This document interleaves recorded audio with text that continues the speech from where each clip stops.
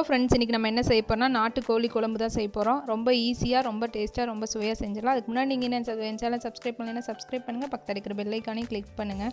அப்போ தான் நான் இனிமேல் போடுற வீடியோஸ் எல்லாம் நீங்கள் பார்க்க முடியும். இப்போ பார்த்தீங்கன்னு சொன்னால் நான் ஒரு கிலோ வந்து சிக்கனை க்ளீன் பண்ணி வச்சுருக்கேன். வெட்டி நாட்டுக்கோழி இது மஞ்சள் இதெல்லாம் போட்டு எல்லாம் வெட்டி க்ளீன் பண்ணி வச்சுருக்கு. இப்போ நான் ஒரு வடக்கல் வச்சுருக்கேன். அதில் ஒரு ஸ்பூன் வந்து குருமிளகு சேர்த்துக்கிறேன். 1 இல்லை 1.5 ஸ்பூன் சேர்த்துக்குங்க. 1 ஸ்பூன் சோம்பு, 1 ஸ்பூன் சீரகம். இதை நல்லா வறுத்துக்கலாம். ஒரு கோல்டன் ப்ரௌன் வர்ற அளவுக்கு நல்லா வறுத்துக்கலாம். இந்த அளவுக்கு வறுத்தா போதும். பாருங்கள், இந்த அளவுக்கு வறுபட்டுருச்சு. இது கூட நம்மளுக்கு நான் ஒரு 6 இல்லை 7 வரமிளகா சேர்க்குறேன். உங்கள் காரத்துக்கு எவ்வளோ தேவையோ அவ்வளோ வரமிளகா நீங்கள் சேர்த்துக்கலாம். நான் இன்றைக்கி இது ஒரு 6 இல்லை 7 வரமிளகா சேர்த்துருக்கேன். அதையும் சேர்த்து இதில் வெறுமனவே வறுத்துக்கலாம். இதை நல்லா நம்ம மிக்ஸி ஜாருக்கு மாற்றி இதை நல்லா அரைச்சிக்கலாம்.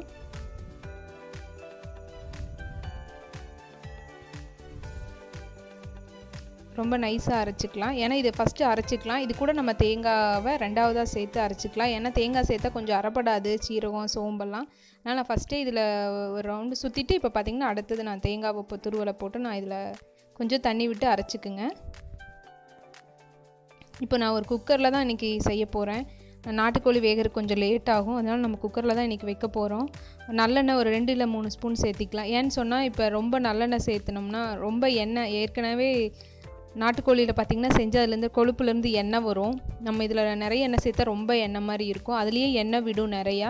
அதனால் நம்ம சும்மா வெங்காயம் வழங்குற அளவுக்கு நம்ம எண்ணெய் சேர்த்துட்டா போதும். இப்போ பார்த்திங்கன்னா கடுகு சோம்பு போட்டு தாளித்து ஒரு பட்டை ஒரு கிராம்பு போட்டிருக்கேன். சின்ன வெங்காயம் கொஞ்சம் போட்டிருக்கேன். ஒரு 2 தக்காளி நான் பொடியாக நறுக்கி வச்சுருக்கேன். அதையும் நம்ம இதில் சேர்த்துக்கலாம். நல்லா வணக்கி விடலாம். நல்லா வணங்கட்டும். பாருங்கள், இந்த அளவுக்கு வணங்கிடுச்சு. இப்போ வந்து நான் ஒரு 2 ஸ்பூன் இஞ்சி பூண்டு பேஸ்ட்டு போட்டுக்க போகிறேன். அதையும் சேர்த்து நல்லா மிக்ஸ் பண்ணிக்கலாம். இஞ்சி பூண்டு பேஸ்ட் நல்லா வணங்கிடுச்சு. இப்போ நம்ம அரைச்சி வச்சுருக்குறோம்ல தேங்காய் சோம்பு சீரகம் வரமிளகாய் இதை சேர்த்து நம்ம அந்த பேஸ்ட்டு இப்போ இதில் நம்ம சேர்த்துக்க போகிறோம். இதை நல்லா மிக்ஸ் பண்ணிக்கலாம். மிக்ஸி ஜார் இது பண்ணின தண்ணி மட்டும் நான் விட போகிறேன். நம்மளுக்கு எவ்வளோ தேவையோ தண்ணி வேகிற அளவுக்கு நம்ம வச்சுக்கலாம். கொஞ்சம் இது கொதிக்கட்டும். ஒரு வணங்கிட்டு அது கொஞ்சம் கொதிக்கட்டும். இப்போ நான் ஒரு டம்ளர் தண்ணி சேர்க்க போகிறேன். இப்போ பார்த்திங்கன்னா ஒரு 2 ஸ்பூன் வந்து நான் 2 ஸ்பூன் வந்து மல்லித்தூள் சேர்த்துருக்கேன். அதையும் சேர்த்து நல்லா மிக்ஸ் பண்ணிக்கலாம். 1 ஸ்பூன் வந்து நான் மஞ்சத்தூள் சேர்க்கிறேன். மறுபடியும் 1 ஸ்பூன் வந்து வரமிளகாத்தூள் சேர்க்குறேன். உங்கள் காரத்துக்கு ஏற்கனவே நம்ம ஒரு 6 வரமிளகா போட்டிருக்கோம். கொஞ்சம் ரெட் சில்லி பவுடர் நான் சேர்க்குறேன். அதையும் நல்லா மிக்ஸ் பண்ணிக்குங்க.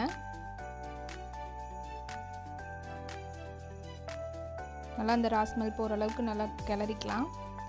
இப்போ பார்த்திங்கன்னு சொன்னால் நம்ம இதுக்கு தேவையான தண்ணி வைக்கலாம். சிக்கனுக்கு தேவையான அளவு தண்ணி எவ்வளோ உங்களுக்கு கொஞ்சம் செமி கிரேவி வேணுமென்னா கொஞ்சம் கெட்டியாக வச்சுக்கலாம். ஏன்னா அதுவே கொஞ்சம் தண்ணி விடும். அதனால் நம்ம அளவாக தண்ணி வச்சா போதும். தண்ணி எண்ணெய் எல்லாம் பார்த்திங்கன்னா அதுவே இதாகும். இப்போ தேவையான அளவு உப்பு சேர்த்துக்கலாம். இப்போ நல்லா அந்த மசாலா கொதிச்சிருச்சு பாருங்கள். கொதிச்சு வரது நம்ம சிக்கன் போடணும். அப்படியே போட்டு மூடி வச்சோம்னா விசில் வேறு வேகிறதுனால அந்த ஒரு ராஸ்மெல் அடிக்கும், பச்சை வாசம் அது இல்லாமல் இருக்கிறதுக்காக பாருங்க. இப்போ கொதிச்சிருச்சு. இப்போ நம்ம வெட்டி வச்சுருக்க சிக்கனை, இது 1 கிலோ சிக்கனை இதை எடுத்து நம்ம இதில் போட்டுக்கலாம். போட்டு நல்லா மிக்ஸ் பண்ணி விடுங்க.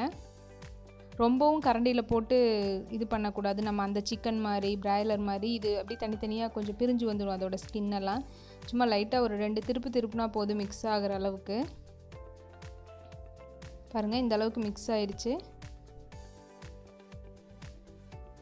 இப்போ நம்மளுக்கு எவ்வளோ தண்ணி வேணுமோ அவ்வளோ தண்ணி வச்சு நம்ம இதை மூடி வச்சுக்கலாம். நான் ஒரு 1.5 ஸ்பூன் பெரிய தண்ணி டம்ளருக்குள்ளே அதில் ஒரு 1.5 ஸ்பூன் வந்து நான் தண்ணி வைக்கிறேன். வச்சு நான் இப்போ 2 விசில் விட போகிறேன். ஒரு கொத்து கருவேப்பிலை போட்டுக்குங்க. போட்டு ஒரு கலக்கிட்டு நம்ம இப்போ விசில் க்ளோஸ் பண்ணிடலாம். லிட் வச்சு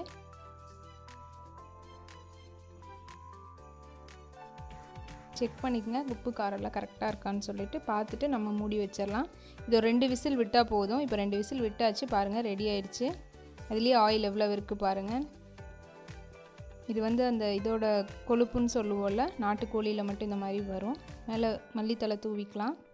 ரொம்ப டேஸ்ட்டாக இருக்கும் ஃப்ரெண்ட்ஸ். இட்லி, தோசை எல்லாத்துக்கும், சப்பாத்தி, சாதம் எல்லாத்துக்கும் சாப்பிடலாம். ட்ரை பண்ணி பாருங்கள். தேங்க்யூ.